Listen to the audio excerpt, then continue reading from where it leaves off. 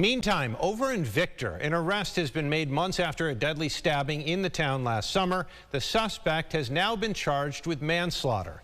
Gio Battaglia joins us now in the studio to take it from here. Gio. Adam, today an indictment was unsealed and presented in court. The defendant, 20-year-old Jacob Chittenden, pleaded not guilty to the manslaughter charge. Prosecutors on the case told me afterwards that today is only the beginning.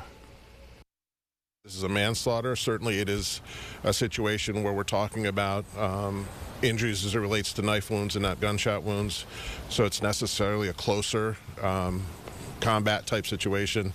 We're not going to indicate or take a position as it relates to being particularly heinous. Ontario County District Attorney James Ritz says there's not much he can reveal at this point in the pretrial stage.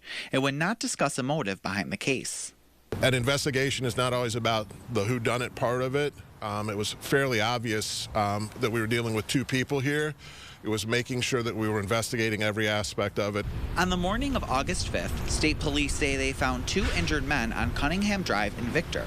Investigators say Manchester resident Adam Record went to Jacob Chittenden's home and began to attack him without warning as Chittenden got out of his car. Today in court, the defense attorney said the altercation at the home stemmed from a fight believed to have started at a bar in Fairport.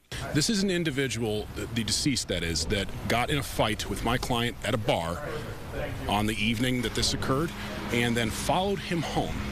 For the district attorney to stand there and say to a judge that this isn't going to be self-defense is not going to be an issue in this case is preposterous. The Ontario County District Attorney also noted the two men had no relation to each other prior to this incident. In studio, Gio Battaglia, News 8, back to you. Gio, thank you for that report. A pretrial attorneys-only conference is scheduled for mid-February. It is unknown at this time when Chittenden will return to court.